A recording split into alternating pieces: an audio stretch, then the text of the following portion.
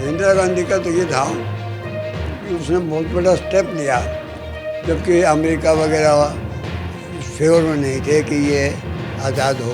आज के युवाओं को आप क्या मैसेज देना चाहेंगे जो आज होली मनाते हैं, दिवाली मनाते हैं, सोशल मीडिया पर रील्स बनाते हैं, लेकिन हमारी गोलियां ख़त्म होगी, बैठे हैं वहाँ पर, डटे रहो।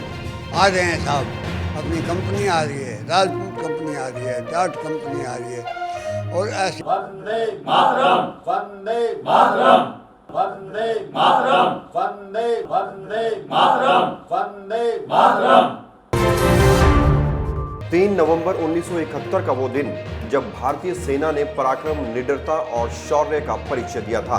राजपूताना राइफल्स के मेजर टी.आर. सागवान ने अपने साथियों संग बांग्लादेश की चौकी का रुख किया और दुश्मनों पर टूट पड़े। देश की आन बान और शान के लिए छिड़ी इस लड़ाई में हमारे 23 जवान शहीद हो गए तो वहीं 33 से ज्यादा घायल हो गए, लेकिन टी.आर. सागवान ने दुश्मनों को धूल चटा दी, सभी दुश्मनों को ढेर कर दिया, चंद घंटों में जीत का परचम लहरा दिया। Major T R. सागवान उस दिन को कभी नहीं भूल पाए। यही वजह है कि 3 नवंबर के दिन हर वर्ष समाज के तमाम प्रतिष्ठित लोग सागवान जी का अभिनंदन करते हैं, उनका स्वागत करते हैं। नमस्कार, मैं हूं प्रवीण और आप देख रहे हैं इंडिया टाइम 24 न्यूज़। 3 नवंबर 1971 का वो ऐतिहासिक दिन जब भारतीय सेना ने पाकिस्तानी चौकी पर तिरंगा लहराया था और राजपूताना राइफल्स जो पूरी टीम थी उसने धावा बोल दिया उस चौकी पर जो आज बांग्लादेश में स्थित है।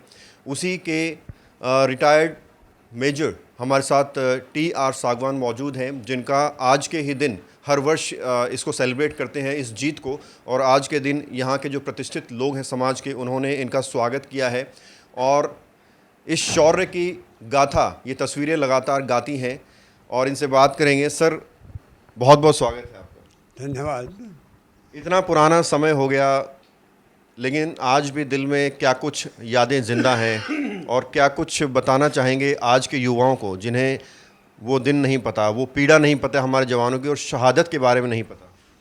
बात यह है, हार और जीत का, बहादुर और कायर का बहुत कम फर्क होता है। एक आदमी कायर हो जाता है, एक आदमी मारेंगे तो बहादुर हो जाता है।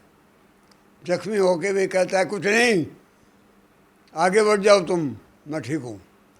तो ऐसे देखा है और किया है। गोलियां ख़त्म होगी, बैठे हैं वहाँ पर, डटे रहो। आ रहे हैं साहब, अपनी कंपनी आ रही है, राजपूत कंपनी आ रही है, जाट कंपनी आ रही है, और ऐसे लोगों को रोके रखा। 6 घंटे तक लड़ाई लड़ी और उस दिन पता चल गया यह आदमी में किस में कितना जान है। एक सच्चे सिपाही का, सच्चे नेता का और बहादुर का पता चल जाता है। तो उस दिन क्या हुआ? आप कितने लोग थे और दुश्मन कितने थे? कैसे ये पूरा हुआ? हमारी एक पलटन थी, -1 कंपनी, मतलब एक पलटन में कोई 500 आदमी लड़ने वाले होते, बाकी और काम करते हैं। तो वो 3 कंपनी थी हमारी, 2 कंपनियों ने अटैक किया, उन्होंने आधी पोस्ट कैप्चर कर ली। फिर तीसरी कंपनी, मेरा नंबर था, मैं गया और वहाँ पर जाके हमने 9 बजे अटैक कर कामयाब हो गया। लास्ट 2 पोस्ट थे उनके, जहाँ ममजी लगी हुई थी, वो हमने जाके कैप्चर की। और उसके बाद पाकिस्तान के 4 कैदी बनाए हमने। मैंने उनको मारने नहीं दिया, हमारे जवान भागे उनको मारने के लिए। मैं नहीं, अभी ने हार गए हैं, ये हाथ खड़े कर दिए, मारेंगे नहीं। तो मैंने किसी को नहीं मारने दिया और वो मान गए पाकिस्तान वाले। नहीं बोले हमें पता नहीं था, हम तो सोचे मुक्ति मानने वाले हैं, नहीं तो हम पहले ही सरेंडर कर देते।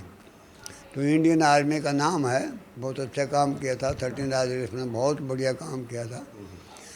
और ये जो पूरा युद्ध आपने लड़ा, ये मुक्ति सेना के सहयोग भी था इसमें? नहीं, बाद लड़ाई शुरू हो गई थी 3 दिसंबर को। तब के बाद तो हम वर्दी में थे, पूरी ड्रेस के साथ। पैदल सेना थी हमारी, इन्फेंट्री वाले थे, तो पैदल ही गए ढाका तक। सबसे पहले पहुंचने वाले ढाका हम 17 तारीख को पहुंच गए थे, 16 तारीख को सरेंडर कराया था। बाई एयर भेज दी थी एक पलटन, बाई एयर जो है वो कलकत्ता से, और ढाका उतार दी गई। और हम जो है पैदल जाने वाले में सबसे पहले थे वहाँ। भारत सरकार का क्या कुछ रुख था इसमें? उस वक्त इंदिरा गांधी जो है प्रधानमंत्री हुआ करती थी। इंदिरा गांधी का तो ये था कि उसने बहुत बड़ा स्टेप लिया, जबकि अमेरिका वगैरह इस फेवर में नहीं थे कि ये आज़ाद हो। लेकिन हमारे जो कमांडर थे, चीफ थे उस टाइम पर, जनक मानक शाह, वो बहुत बहादुर आदमी थे। इंदिरा जी ने कहा अटैक कर दो, तो उन्होंने कहा हाँ अटैक कर दूँगा, लेकिन मेरे को समय चाहिए। तो डिफेंस मिनिस्टर कहने लगे उनको, सैम मान जाओ अभी कर दो। बोला हाँ अटैक तो कर देंगे, लेकिन जीत की मैं गारंटी नहीं लेता। जीत की गारंटी तब ले सकता हूँ जब मेरे को आप समझ दोगे, मैं उस टाइम पर अटैक करूँगा। तो उसको डिले करके और 3 दिसंबर को जो है ना लड़ाई डिक्लेयर हुई, और 16 तारीख को बांग्लादेश जो आज़ाद हुआ। 18 तारीख को इंदिरा जी ने कह दिया कि 18 को युद्ध बंद, दोनों तरफ से, दोनों को था साउथ में ईस्ट में, तो वहाँ बंद हो गया, लड़ाई होगी, ख़त्म होगी। 93,000 कैदी बनाए। मैं 3,000 कैदी थे मेरे पास। ये बोलते थे वो, जब मैं जाता था, आ गए साहब। इतना मतलब अच्छा वो उनका बिहार था, क्योंकि मैंने कहा भाई खाना तुम्हारा है, जितना मिलता है पूरा मिलेगा, कोई कमी नहीं होगी, हमें कोई चीज़ नहीं चाहिए तुम्हारी। कई आदमियों ने कहा साहब ये पैसे इसके पास हैं, ये जेवर इसके पास है, हमने कोई उसका महकमा अलग है, जो उनकी तलाशी लेंगे, जमा करेंगे, रसीद देंगे, वो हमारा काम नहीं है। तो मेरे से वो लोग बहुत पाकिस्तान वाले खुश थे, क्योंकि एज ए सिपाही मेरे साथ मेरा नायक आके बात करता था, तो एक उनका कमांडर जो था वो कहने लगा आपका भाई है? वो नहीं, मेरा सेक्शन कमांडर है। बोला आप तो ऐसे बात करते हो जैसे रिश्तेदार से बात करते हैं। वो हैं हमारे रिश्तेदार भी हैं, भाई बंद भी हैं, रिश्तेदार भी हैं। तो पाकिस्तान वाले इस बात को देख के बहुत अपने अफसरों से खफा थे। बोला हमारे अफसर बात ही नहीं करते, दूर से बात करते हैं, कभी पोस्ट आगे वाले पोस्ट पर आते नहीं। और ये सच्चाई थी।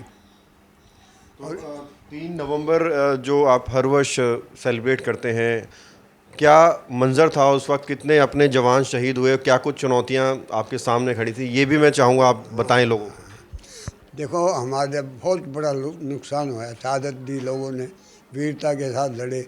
1 ऑफिसर, 2 जेसीओ और 20 जवान उसी दिन उस 6 घंटे के दौरान शहीद हो गए, और 33 आदमी हमारे जख्मी हो गए।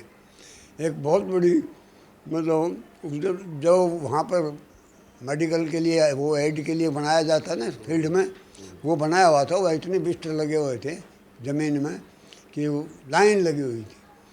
हमारा सूबेदार मेजर राजपूत था, और उसने कहा कि मरवा दिए सारों ने, अपने कमांडरों के लिए कह दिया उसने। तो उसके कहने से क्या हुआ, हमारे को कोई नाम भी नहीं मिले, नाराज़गी भी हुई। तो ये तो प्राइवेट बात है, लेकिन था गुस्सा लोगों कि इतनी शहादत होगी हमारी। जितने अपने 33 जवानों की शहादत हुई, वहाँ से वहाँ कितना नुकसान? 23 की। उनके तो 4 आदमी हमने पकड़े, बाकी तुम्हारे सब।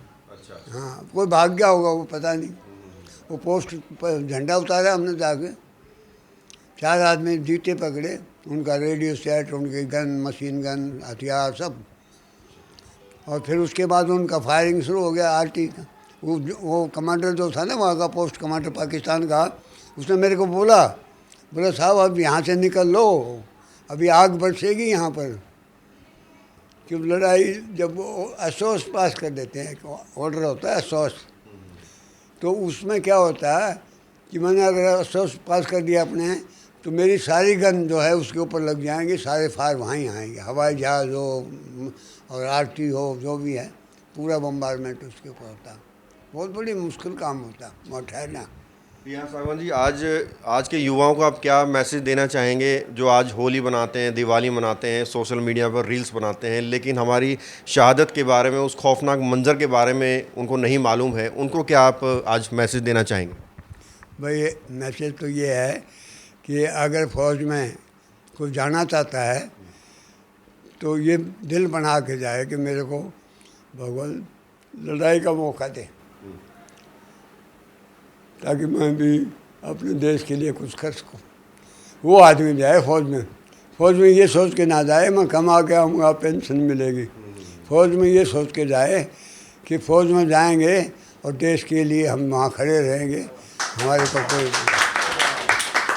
आज आपके सम्मान में तमाम लोग आते हैं, आस पड़ोस के लोग आते हैं, परिवार के लोग आते हैं, इतना आपका अभिनंदन करते हैं, कितना फ़ख्र महसूस होता है और किन शब्दों में आभार व्यक्त करना चाहेंगे? इनका बहुत बहुत धन्यवाद। आजकल सुनना कौन जाता है, बच्चे कहते हैं आप कहानियाँ सुनाते हो, उनको नहीं पता लड़ाई क्या होती है। हाँ, तो बाकी लोग सोचते ये तो ऐसी ही बात करता रहता है यार, मेरे के पास और कोई काम नहीं है, ये तो ऐसे ही शाबाशी देता रहता है। शाबाशी मैं देता हूँ, यहाँ काम किया। आपने देखा ये क्या नाम शहीद राम फल चौक देखा ना? मेरे को 36 साल हो गए, यहाँ धूल उड़ती थी, ना गली थी ना कुछ था, वहाँ आके बैठ गया था। बोला था मेरे साहब आप कैसे रहोगे यहाँ? वहाँ हम जंगलों में रहे हैं, पहाड़ों में रहे, राजस्थान में रहे हैं, तो ये तो जगह है, क्या बात है। और आज मेरा मकान आप देखो भगवान की दया से बच्चे खुश। आज इस संध्या पर मेजर सागवान सर से मिलकर बहुत खुशी हुई। इस 1971 के बांग्लादेश वार में जो हमारे मेजर टी.आर. सांगवान जी का अभिनंदन समारोह है, यह उस युद्ध में अपने पराक्रम, शौर्य और उन्होंने जो दिखाया और जो स्टार मिला है इसके लिए, और इसके साथ ही साथ हमारे जितने भी शहीद हुए थे उस समय के, उन सबको एक छंद के साथ मैं अपनी श्रद्धांजलि दे रहा हूँ। आज हमारे यहाँ ब्लॉक देवकुंज का परम सौभाग्य है कि हमारे बीच में उस समय के विजेता 1971 युद्ध के विजेता श्री सागवान साहब जो है हमारे बीच में आए।